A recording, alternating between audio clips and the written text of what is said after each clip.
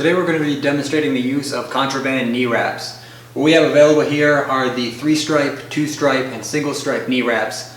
They're available in 2 meters, which you can see here, and then they're also available in 3 meters as well. The 3-stripe variety is going to be useful for those squatting between 135 to 315. Anybody looking at the 225 to 495 range, 2-stripe is probably going to be served better for you. And then for the big boys, you're looking at the 315 plus range. These are going to be for maximum support, which is the single stripe. So for somebody that's using the 2 meter variety, it's going to be somebody that is looking for more of the general strength purposes. However, somebody who is looking at the powerlifting or strongman is generally going to be wanting the 3 meter. That extra meter is definitely helpful in terms of being able to properly wrap the knee.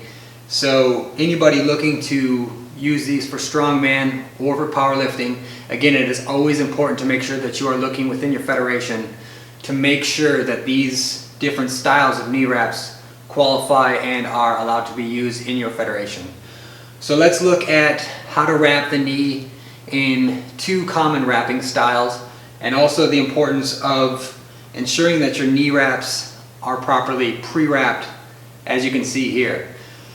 So why this is helpful is you're going to see as I wrap them, it is a lot easier to be able to wrap and maintain tightness throughout the wrap. And then I'll also show you the cons of not using this style of wrap. So we're going to start just below the knee, in between as the calf starts to taper up towards the knee, that spot just above your calf, or excuse me, just above where your calf begins to taper, is generally a good starting point.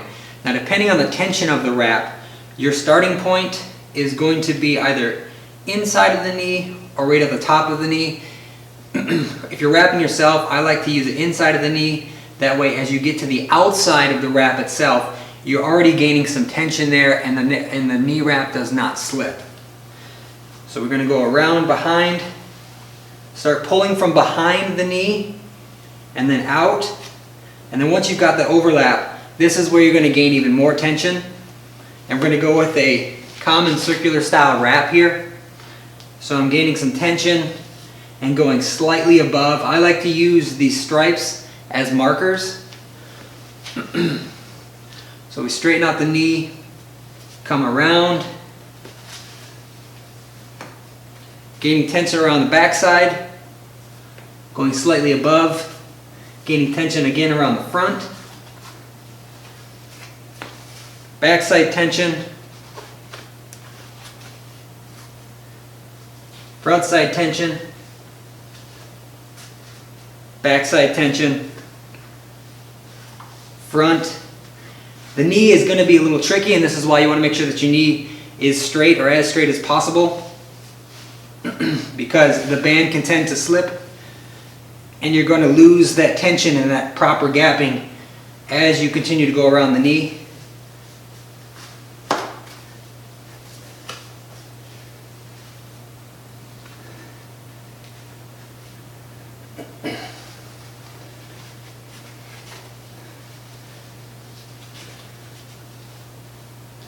So we get to that final wrap, and this is where the tuck is used.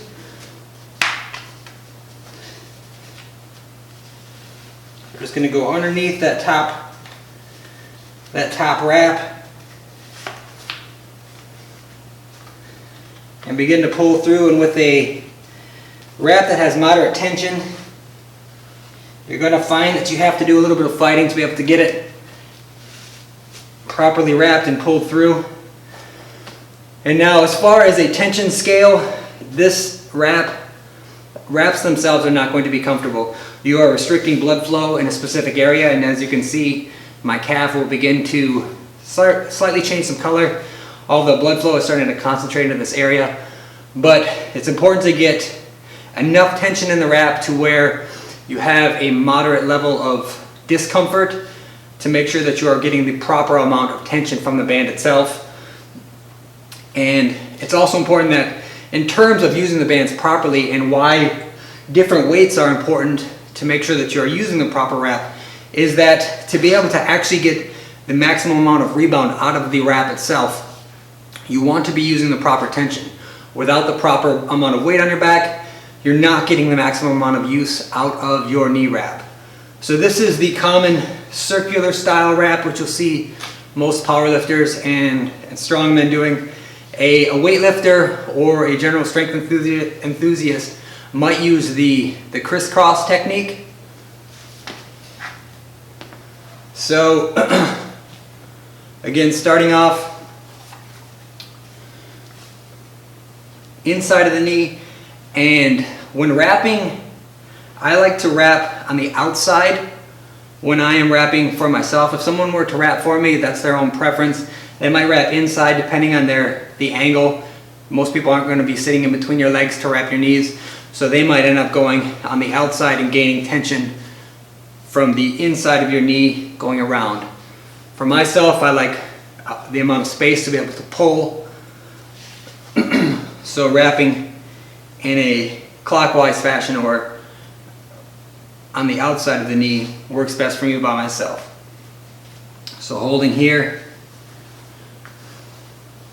coming through, getting some tension and overlapping, pulling a little bit, and then on that back side. So we're going to do the crisscross technique. So we've gone around once, so we're going to go up a little bit, getting good tension, keeping the legs straight, come up slightly, and then go down. Be careful not to be shifting your kneecap over in any direction either. You want to make sure that you're not purposely pushing your kneecap from one side to the other, as that can create undue stress and undue tension on the knee itself. So we are then coming on the back side, coming up, and we're generally going to get about 3 passes here. So we're going up, tension, more tension, down, coming straight across, and then back up, gaining more tension again, coming through with that wrap as it finishes off, tension on the back side,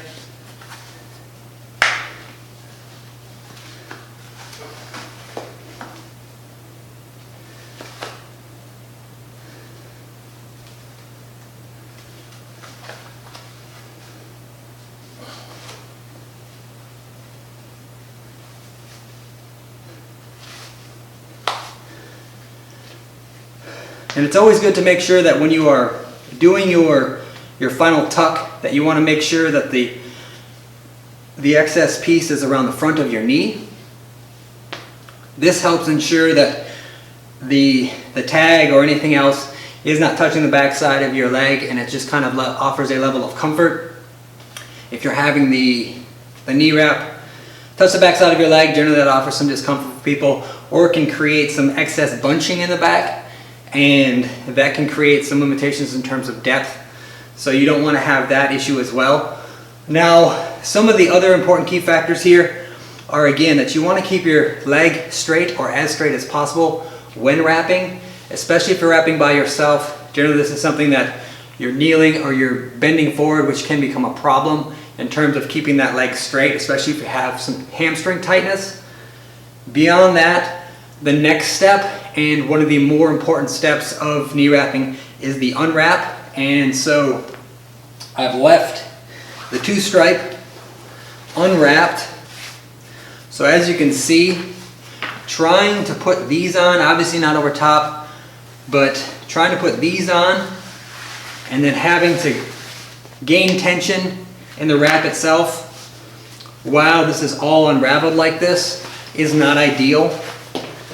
So that's why it's important, as you unwrap, you can save yourself a step for your next session, whether you're doing squatting or whatever other technique or lift that you are doing while using the knee wraps. Most people are going to be using these for squats. So when you unwrap them,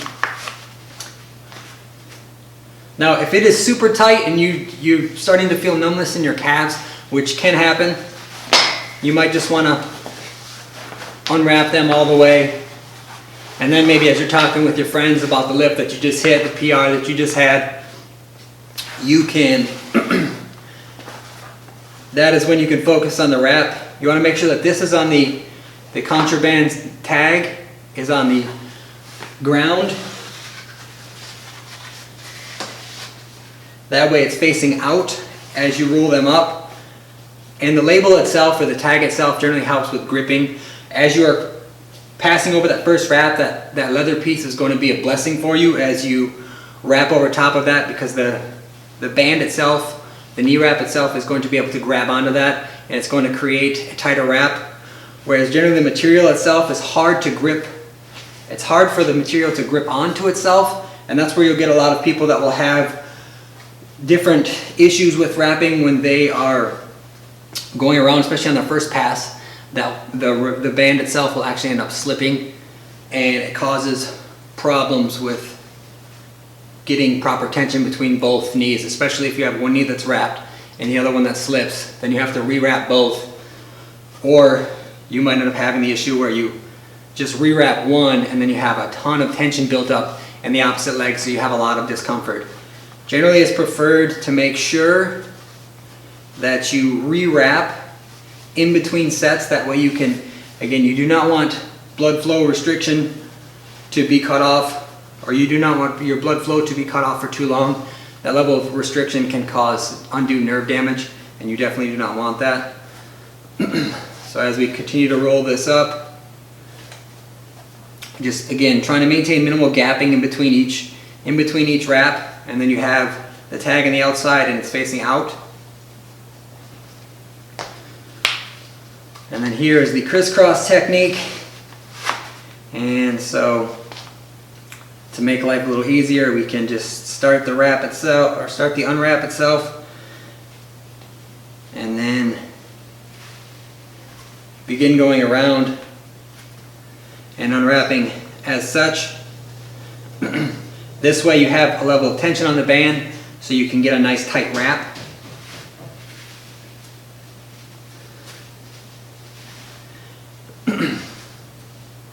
But again, by all means, if your leg is having some numbness in it, especially your calf, just undo the wrap itself and then deal with wrapping it up from the floor. Too much blood flow restriction is definitely not a good thing.